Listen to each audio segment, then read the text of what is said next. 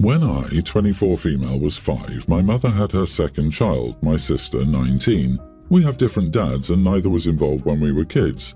My sister was born prematurely and this is when my mother went from being my mom to being an almost stranger to me. She spent all the time at the hospital with my sister. I was passed around from friends to family and even to strangers to my mother. I didn't know because an aunt would hand me over to someone in her husband's family or a family friend and would pass me on to their friend. My sister was in hospital for months and had many complications from being born so early. She was one of the youngest preemies in the hospital's history. When she started to get strong enough to go home, complications with her stomach were found and that required more time and more treatments. My mother was in and out of the hospital with her for the next couple of years as they performed surgeries and gave treatments when she got sick. At that point, even when my mother was home with my sister, she would keep me somewhere else normally, and the times I was home with her, I was left alone and her focus was my sister. Then, when my sister was 2, she was diagnosed with leukemia, and that resulted in more treatments, more hospital visits, and just never ever seeing them. By the time I was 10, my mother was okay leaving me at home while they were at the hospital, so I was alone. It was around this time that my teachers started to suggest I might have dyslexia, and the school reacted out to my mother, but she was too focused on my sister to do anything for me. Nothing changed after my sister became cancer-free and she was less sick and needed the hospital less. My mother was so devoted to her that she ignored me, and both were strangers to me. As a teenager, I started staying with my girlfriend's family and my mother didn't care. I would only return to her house when I needed to pick up some more clothes or stuff, and when I turned 18, I moved out officially and got my dyslexia diagnosis. Now, several years on, I don't really have anything to do with my mother or my sister. I don't blame my sister for any of this. It's just that no bond could form when we were younger and she's a stranger to me. My mother has started to have some health problems and turned to me for help. She told me I should be around more and do stuff to help her because she's my mom. She also said my sister deserved a relationship with me and accused me of punishing my sister for existing. I told her that wasn't true, but we were strangers because of her and my mother. I also told her that she hadn't been my mom since I was 5 and she had no right to ask me to care for her when she hadn't cared for me in almost 20 years. She called me a selfish and spoiled child who never grew up. Am I the idiot? So you're spoiled from being abandoned, from having such a loving mother. Ask her to name just one instance that she's spoiled you in any way. You are not the idiot. How lovely that your mother finally remembered she had another child. What about the rest of the family? Huh? Why is no one helping her? What you said is true. Your mom has never been around for you, unfortunately. Your mom neglected you and this is the result. If your sister wants a relationship with you, which might still be possible, it will be up to her to do the legwork and you'd have to make it clear you don't want anything to do with your mom or your mom getting involved in your relationship. But the sister didn't do anything right either. I suspect that this sister still needs care and Mom is thinking OP would make a great caretaker. Sis may not be mentally able to live on her own. It really says it all that Mom only reaches out to OP when she has health problems. No apology, empathy or attempt at rebuilding any semblance of a relationship. OP, one of the most common reactions to being correctly called out on a terrible behavior you were unaware of is anger. Your mother knows and you called her on it. The defense mechanism of being angry and hoping that your anger counters their hurt is a real thing, and you just saw it. Tell her you don't blame your sister for how things worked out, it's all your mother's fault and she needs to learn consequences like you had to without a parent being there. Mom abandoned you, so she's not entitled to anything. I do digital portraits, mainly as a hobby, but I've gotten a few commissions here and there. A while ago, my boyfriend and I were hanging out with mutual friends, and my boyfriend suggested that I do a portrait as a gift for someone's upcoming birthday. While it was a little annoying to be volunteered by him, I did think it was a good gift idea and went ahead and did it. The next time a birthday in the group came up, my boyfriend made the same suggestion, and as a result, the birthday portrait has become my thing. My boyfriend will get something small since he views the portrait as from us. The part where I may be the idiot here is that I haven't told him explicitly to stop volunteering me for these portraits. It's my fault for going along with the birthday gift thing for our friends without saying anything, but I assumed that he would at least keep these requests within the realm of common sense. Well, his college buddy is getting married and my boyfriend told him I would make him a portrait of him and his bride as a wedding gift. I've never even met this person.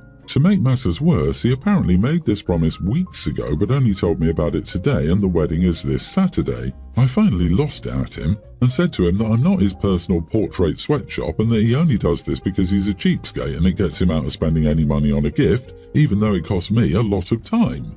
He argued back that a bespoke portrait is so much better than just buying something off the resume, that it's a generous thing for me to do, it helps build my portfolio, and that I don't get very many paid commissions anyway. For the record, I don't get many paid commissions because I don't charge peanuts for them. I have a full-time job, so I price according to what would be worth giving up the free time it takes me.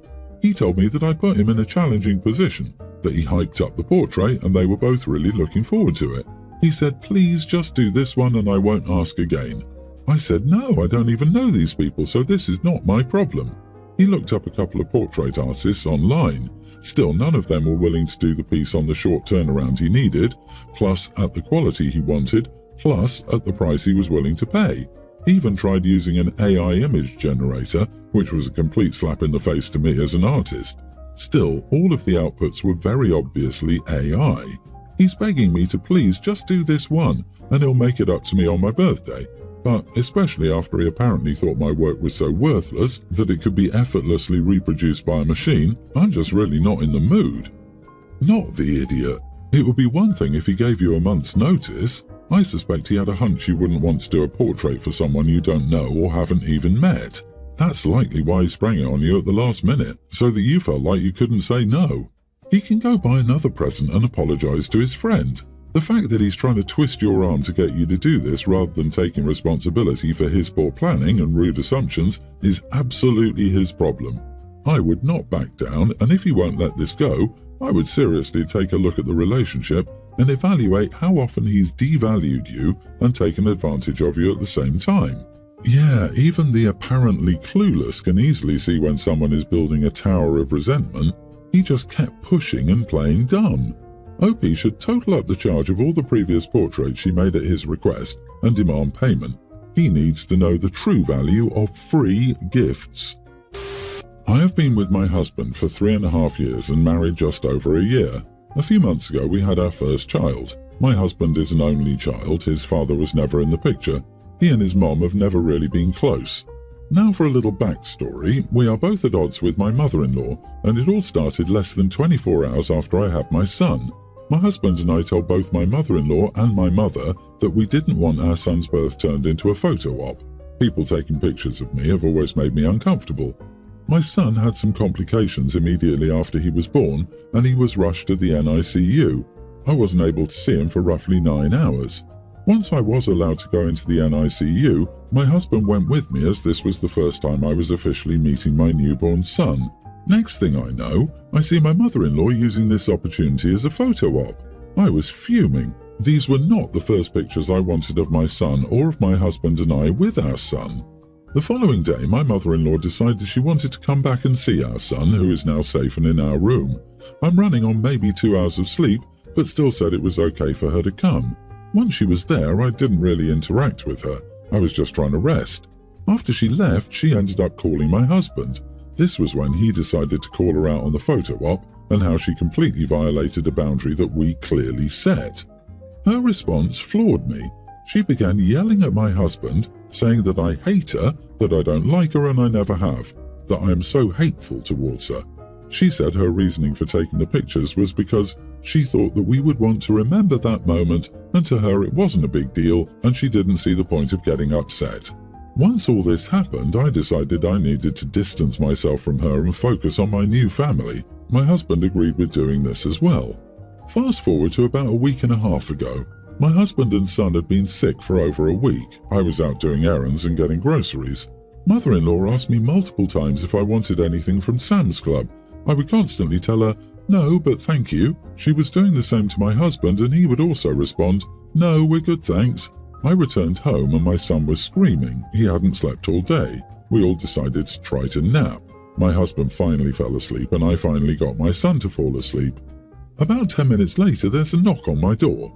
My dog goes flying and barks her head off, waking up my son. I answer the door and say, why are you here? She says I wanted to bring you a rotisserie chicken, a trash can and laundry detergent. I told her we already said we didn't want anything and to not show up at our house unannounced, and that the next time she tries to give us random crap, I will immediately return it to her. We don't want anything from her. She got angry and said she will never come over or speak to us again, and slammed the door. Am I the idiot? Not the idiot. Mother-in-law needs to learn to respect your and your husband's boundaries. This is wrong of me, but the quickest cure for the constantly popping by unannounced guest is to stop answering the door like a knee-jerk response to the bell. I never answer the bell when I'm not expecting anyone, and I rarely casually grab the phone when it rings unless I'm at work. I needed a clean circle of get off my dang nerves, so I created one, and yes, I will tell anyone later, sorry I missed you, what did you need? I think everyone's the idiot here. I can't tell if there's more at play or if you just don't like the lady. I can understand the picture, but when family gets sick, we complain that no one steps up to the plate to help. She was trying to do that, and I don't believe you mentioned that you told her not to come over. So was it egregious that you had to talk to her like that? Yeah, I'm picking up on a tone from the OP that she really doesn't like mother-in-law. OP, you are the idiot, simply because I understand that you're tired, you have a new baby, you're exhausted, your husband and baby are sick, but I feel you're being very harsh. I genuinely think she's right in that you don't like her. I'm seeing this from her point of view. She probably busted her butt as a single mom to raise her son and is remembering those early times when she would have loved someone to pick up some groceries and wish she could have had photo memories from her birth as well. I can see that it's frustrating for you to draw clear boundaries and have them be ignored, but I don't think she's doing it to be callous. She's trying to be helpful, and you're pushing her away and being unnecessarily rude. I, male 48, and my wife, Anne, 47, live alone. Our kids have moved out. I'm the breadwinner and Anne is the stay-at-home. Now she's the housewife after our youngest moved out last year. What's changed is that she says she's owed for raising our kids and caring for the household. She wants more personal time, less work around the house. So I've basically taken over almost all of the housework, cooking 3 meals, cleaning the house. I'm still working a full-time job, and I've never slacked on chores that I did, such as gardening, hard lifting, etc., and I was never an absent father. I've been bored with it for the past year. Still, she's gotten more abusive, outright berating me in front of the kids when they visit that I'm only good for my strength and don't think about the household at all, while she's doing less of the household work. It's gotten to the point that I just want to relax in the car for a good minute because I only know there's a long list of things to do. Last night she went out with her friends while I slept early for work. This morning I looked for the car key for over 30 minutes, which were not in the drawer we always put them in. I woke her up to ask where she put them, and she grumbled at me to find them myself before going back to sleep. I ended up finding it in her handbag and got to work late. I got home today to her screaming at me for invading her privacy by going through her handbag. I tried telling her that she told me to find them myself, but she kept cutting me off, saying that I should know better than to dig through her belongings. She has rights, and I should respect them, and wait for her to wake before getting her to find the keys herself. When she said she didn't care if I was late to work, I lost it. Her exact line was, "It's not like we need that stupid money anymore, Mom." They will take turns calling Anne, but now I wonder if I may have been overboard with yelling at her about taking it too easy. Our daughter has suggested couples therapy and said she's going to suggest it to Anne as well. I'm more than willing to do so, as today's encounter made me reflect that I'm getting exhausted and weary of this life. Not the idiot. Your wife sounds messed up. Something is very wrong. This is the time when both of you should be enjoying your life together. Something's wrong. She's either having a midlife crisis or an affair. Find out. The overreaction to finding keys was a giveaway. I almost get the vibes that she's wanted to leave for a while but had stayed for the kids. Now that the kids are gone, she feels like she doesn't have to try anymore and is either trying to push him away on purpose or subconsciously. The relationship is in serious trouble and therapy is a necessity.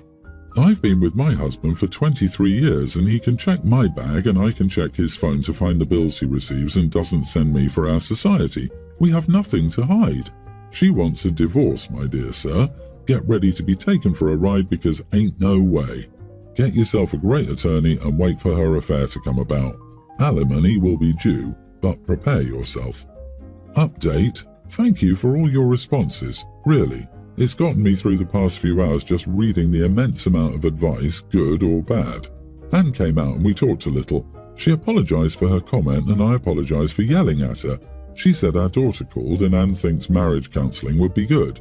She asked if she could be alone tonight and we could discuss more tomorrow. I'm taking tomorrow off work so we can work through this.